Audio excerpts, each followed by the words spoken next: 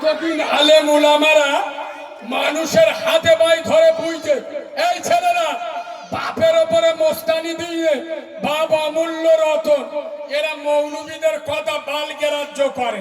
আর নরেন্দ্র মোদী এসে এক গুঁতোয় বাপের কাছে পেইটে দেয়। যেসব মালগুলো বাম্বার ভাত দিতুনি তারা এখন পুরো বাপের খুঁজে বেড়াচ্ছে। ঠিক বলছি না ভুল বলছি? খালি কে বলতে যে ও বাপ 2002 সালে তোর নাম আছে তো? ঠিক বলছি না ভুল বলছি? খোদার কসম এসআইআর এসে চোখে আঙ্গুল দিয়ে প্রমাণ করলো বাপের পরিচয় ছাড়া দেশে থাকা যায় না। আমি কারিমুল্লাহ জেহাদি প্রমাণ করে যাচ্ছি, যে বাপের পরিচয় ছাড়া দেশে থাকা যায় না, ওই বাপকে নারাজ করলে আল্লাহর জান্নাত পাওয়া যাবে যাবে না। এই বাবু, যাদের বাপ মরে গেছে আমার মতো মাহারা, বিশ্বাস করবেন এই বাবু, ঈদের সময় রোজারি দিয়ে আনন্দ হয় না হয় না? সারা 30টা মাস রোজা রেখে তোমরা বিভিন্ন জায়গায় ঘুরতে যাও না যাও না?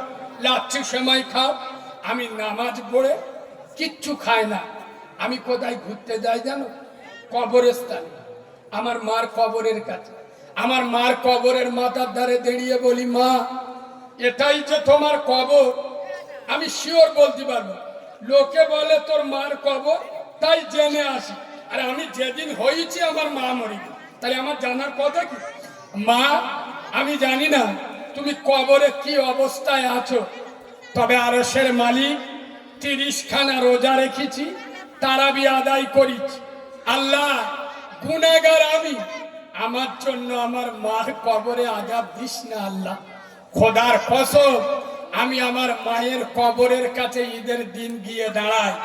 এই যুবক ছেলেরা, তোদের যাদের মা বেঁচে আছে, তোরা বিশ্বাস করবি না আসকারিমুল্লাহ জেহাদির কি আছে। আমার এলমিয়ার যোগ্যতা নাই, আমার গলায় সুর নেই, আমার দেখতে ভালো নয়, কিন্তু যেখানে যায় সন্ধ্যে 6টায় উঠলে 1000 লোক, রাত 1:30টায় উঠলে 1000 লোক, ভোরের বেলা উঠলে 1000 লোক, বেলা 10টার সময় উঠলে 1000 লোক, বিকেল 4টায় উঠলে 1000 লোক।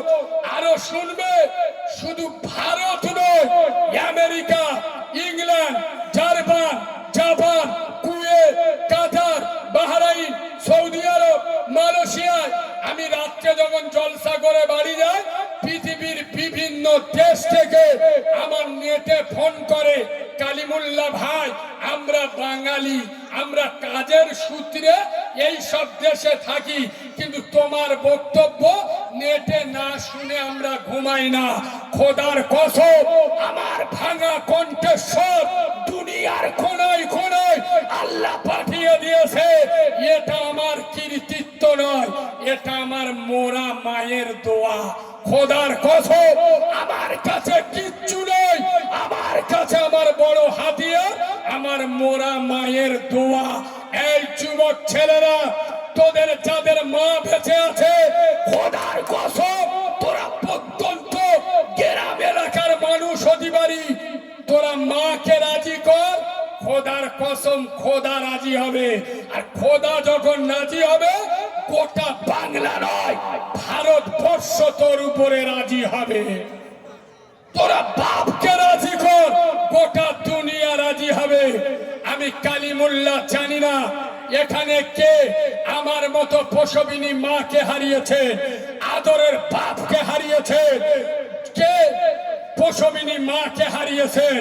আমি 5000 10,000 নয়, এই খোদার ঘর মসজিদের জন্য বাপের নামে 1000, মায়ের নামে 1000, মাত্র 2000 টাকা দাতা হাত তুলে বলবেন, কালিমুল্লাহ ভাই, আমার কাছে এখন এই 500 টাকা বা 200 টাকা আছে, এটা নিয়ে নেন, বাকি টাকাটা আমি রমজান পর্যন্ত একবার নয় 4 বার ধরে 500 500 করে রমজান মাস পর্যন্ত 4 সপ্তাহে 4 বার 500 500 করে 2000 টাকা দেবো। এতগুলো লোকের ভিতরে আছো কোনো সোনার ভাই? তোর